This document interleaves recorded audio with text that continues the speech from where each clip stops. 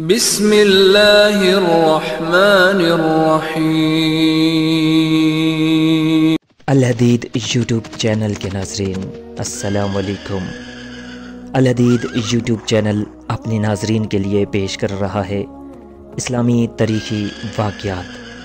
اسلامی تاریخی واقعات کے سلسلے میں جنگ یرموک کے بارے میں بیان کیا جا رہا ہے۔ حضرت ابو بکر رضی اللہ تعالیٰ عنہ نے شام کے امیروں کے لیے جدا جدا شہر نامزد کیے تھے۔ ابو عبیدہ بن عبداللہ بن الجراح کے لیے حمص، یزید بن ابی سفیان کے لیے دمشق، شرحبیل بن حسنہ کے لیے اردن، اور عمر بن العاص اور علقمہ بن حجزر کے لیے فلسطین کا تعین کیا تھا، مگر علقمہ اس جنگ سے فراغت پانے کے بعد مصر چلے گئے تھے۔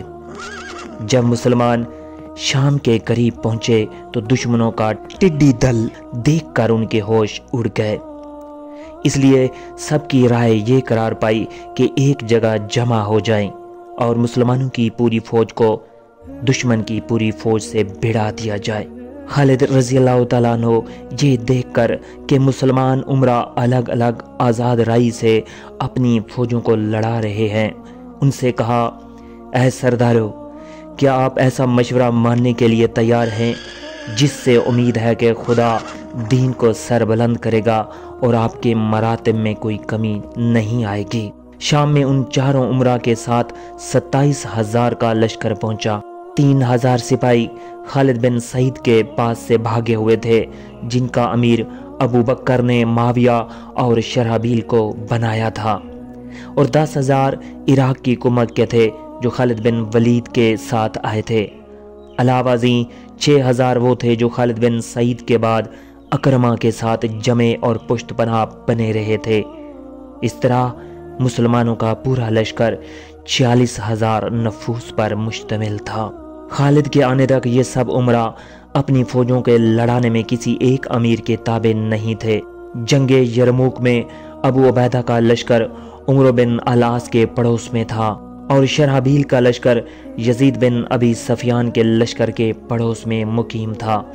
کبھی کبھی ابو عبیدہ عمروں کے ساتھ اور شرحبیل یزید کے ساتھ نماز پڑھ لیتے تھے، مگر عمروں اور یزید ابو عبیدہ اور شرحبیل کے ساتھ کبھی نہیں پڑھتے تھے۔ خالد نے آ کر یہ حالت دیکھی تو انہوں نے اپنے لشکر کو علیحدہ ٹھہرایا اور اہل عراق کے ساتھ نماز پڑھی۔ اس وقت مسلمان رومیوں کی کمک دیکھ کر پریشان ہو رہے تھے، اور رومی باہان اور اس کی فوجوں کے آنے سے خوش تھے۔ اب طرفین میں لڑائی ہوئی، رومیوں کو خدا نے شکست دی، وہ اور ان کی امدادی فوج مجبوراً پسپا ہو کر خندق تک ہٹ گئی۔ وقوسا ان خندقوں کی آخری حد تھی۔ 1 مہینے تک یہ لوگ اپنی خندقوں میں گھسے رہے۔ راہب، پادری اور آفتاب پرست ان کو ابھارتے اور کہتے کہ اگر آج تم نہ بڑھے تو نصرانیت کا خاتمہ ہے۔ اس سے رومیوں میں ایسا جوش پیدا ہوا اور وہ ایسی شدید لڑائی کے لیے میدان جنگ کی طرف بڑھے جس کی نظیر بعد کی لڑائیوں میں نہیں ملتی۔ مسلمانوں کو رومیوں کے میدان کی طرف آنے کی اطلاع ہوئی تو انہوں نے آزادانہ لڑنے کا ارادہ کیا، مگر خالد نے سب عمرہ کو جمع کیا اور حمد و ثنا کے بعد حسب ذیل تقریر کی، آج کا دن خدا کے اہم ترین دنوں میں سے ہے۔ آج کسی کو فخر اور خودرائی نہیں کرنی چاہیے۔ خلوص نیت سے جہاد کرو، عمل صرف خدا کے لیے کرو۔ آج کی کامیابی ہمیشہ کی کامیابی ہے۔ ایک مرتب اور منظم لشکر سے تمہارا آزادی اور انتشار کے ساتھ لڑنا کسی طرح جائز اور موزوں نہیں۔ اگر ان کو جو تم سے دور ہیں یہاں کی کیفیت کا ایسا ہی علم ہو جیسا کہ تم کو حاصل ہے تو وہ بھی تم کو اس طرح لڑنے کی ہرگز اجازت نہ دیں گے۔ جس امر میں تمہیں کوئی خاص حکم نہیں ملا ہے اس کو ایک ایسی رائے کے ساتھ انجام دو گویا وہ تمہارے والی اور اس کے خیر خواہوں کا حکم ہے۔ یہ سن کر ان لوگوں نے کہا، بتلاؤ تمہاری کیا رائے ہے؟ خالد رضی اللہ تعالیٰ عنہ نے کہا، ابو بکر نے ہم لوگوں کو یہ خیال کر کے بھیجا تھا کہ ہم اس مہم کو بآسانی سر کر لیں گے۔ اگر ان کو یہاں کے واقعات اور حالات کا علم ہوتا تو وہ تم کو متفرق رکھنے کی بجائے اکٹھا رکھتے۔ مسلمانوں کے لیے یہ موقع اس سے پہلے کے مواقع کی بنسبت بہت سخت ہے۔ اور مشرکین کو چونکہ کافی مدد مل گئی ہے اس لیے ان کے حق میں سازگار ہے۔ میں دیکھتا ہوں کہ دنیا نے تم کو متفرق کر دیا ہے۔ اللہ اکبر، تم میں سے ہر ایک شخص الگ الگ شہر کے لیے نامزد کر دیا گیا ہے۔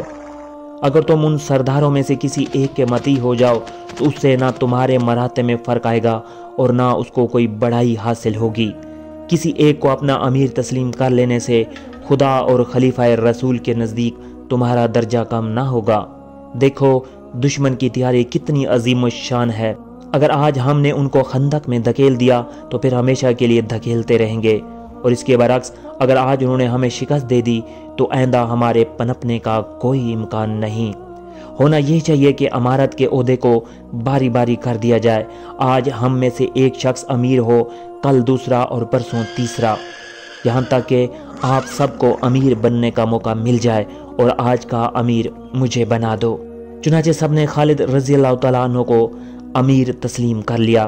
یہ لوگ یہ سمجھتے تھے کہ رومیوں کو آج کی یورش بھی اور دنوں کی طرح کی ہے اور ابھی یہ چپکلش اور طول کھینچے گی، مگر اب کی دفعہ رومیوں کی صف آرائی ایسی باضابطہ تھی کہ اس کی مثال اس سے قبل دیکھنے میں نہیں آئی تھی۔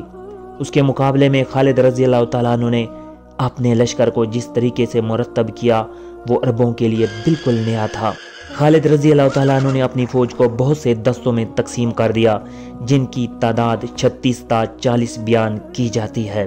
خالد رضی اللہ تعالیٰ عنہ نے کہا، تمہارے دشمن کی تعداد بہت زیادہ ہے اور وہ اپنی کثرت پر اترایا ہوا ہے۔ ایسی ترتیب کہ ہمارا لشکر دشمن کو بظاہر زیادہ نظر آئے، صرف یہ ہے کہ اس کے بہت سے دستے بنا دیے جائیں۔ چنانچہ خالد رضی اللہ تعالیٰ عنہ نے قلب کے متعدد دستے بنائے اور ان پر ابو عبیدہ کو متعین کیا، اور میمنے کے متعدد دستے بنا کر ان پر شرحبیل کو متعین کیا۔ میسرے کے کئی دستے بنائے اور ان پر یزید بن ابی سفیان کو متعین کیا۔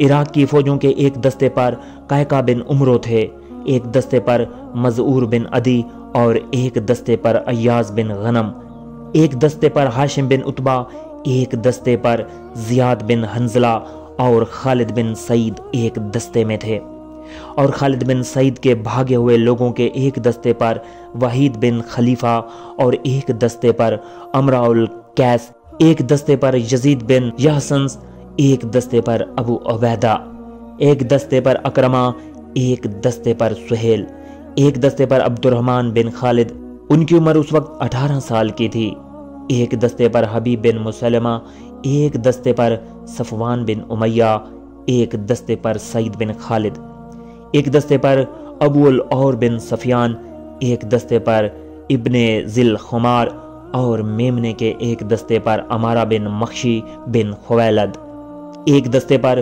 شرحبیل، ان کے ساتھ خالد بن سعید بھی تھے، ایک دستے پر عبداللہ بن قیس، ایک دستے پر عمرو بن ابسا، ایک دستے پر سمت الاسود، ایک دستے پر ذوالقلع، ایک اور پر معاویہ بن خدیج، ایک دستے پر جنب بن عمرو بن حممہ، ایک دستے پر عمرو بن فلان، ایک دستے پر لقیت بن عبد القیس بن بجرہ جو بنو فزارہ میں سے بنو ظفر کے حلیف تھے، اور میسرے میں ایک دستے پر زید بن ابی سفیان، ایک دستے پر زبیر، ایک دستے پر خوشب، ایک دستے پر قیس بن عمرو بن زید بن اوف بن مبزول بن مازن بن ساسعہ جو قبیلہ حوازن سے تھے اور بنی نجار کے حلیف تھے، ایک دستے پر اسما بن عبداللہ جو بنو نجار کے حلیف اور بنو اسد میں سے، ایک دستے پر زرار بن ازور، ایک دستے پر مسروق بن فلان، ایک دستے پر عتبہ بن ربیہ بن بحز جو بنی اسما کے حلیف تھے، ایک دستے پر جاریہ بن عبداللہ الاشجی جو بنی سلمہ کے حلیف تھے، ایک دستے پر قباس تھے اور لشکر کے قاضی ابو الدرداء تھے، اور قصہ گو ابو سفیان بن حرب تھے، اور بدرکے کے افسر قباس بن اشیم اور سامان کے افسر عبداللہ بن مسعود تھے۔ یرموک کی جنگ میں 1000 صحابہ رسول شریک تھے، اور ان میں 100 وہ صحابہ تھے جن کو شرکت بدر کی شہادت حاصل ہو چکی تھی۔ ابو سفیان کچھ دور چلتے پھر دستوں کے سامنے ٹھہر جاتے اور یہ کہتے، اللہ اللہ، تم حامیان عرب اور انصار اسلام ہو، اور وہ حامیان روم اور انصار شرک ہیں۔ الہی یہ جنگ صرف تیرے نام کے لیے ہے، اے خدا اپنے بندوں پر اپنی مدد نازل فرما۔ ایک شخص نے خالد رضی اللہ تعالیٰ عنہ سے کہا، اوہو رومی کتنے زیادہ ہیں اور مسلمان کتنے کم ہیں۔ خالد نے کہا، اوہو رومی کتنے کم اور مسلمان کتنے زیادہ ہیں۔ اس کے بعد آپ نے کہا، فوجیں نصرت سے کثیر اور ناکامی سے قلیل ہوتی ہیں، نہ کہ آدمیوں کی تعداد سے۔ اے کاش میرے کمیت کا پاؤں اچھا ہوتا، پھر چاہے دشمن تعداد میں 2 گنے ہوتا۔ خالد کے گھوڑے کا پاؤں چلتے چلتے زخمی ہو گیا تھا۔ تمام انتظامات سے فارغ ہو کر خالد نے اکرمہ اور قہقہ کو، جو کلب کے دونوں بازوؤں پر متعین تھے، جنگ کے شروع کرنے کا حکم دیا۔ چنانچہ ان دونوں صاحبوں نے رجزیہ اشعار پڑھ کر جنگ کو شروع کر دیا۔ جنگ کی آگ بھڑک گئی، لوگ ایک دوسرے پر ٹوٹ پڑے اور سواروں پر سوار حملے کرنے لگے۔ الحدید یوٹیوب چینل کے ناظرین، اگر آپ کو ویڈیو اچھی لگی تو میرے چینل کو سبسکرائب کیجئے، ویڈیو کو لائک اور شیئر ضرور کیجئے تاکہ زیادہ سے زیادہ لوگوں تک اسلامی تاریخی واقعات والی ویڈیوز پہنچ سکیں۔ اگلی ویڈیو تک کے لیے اجازت دیجئے۔ اللہ حافظ۔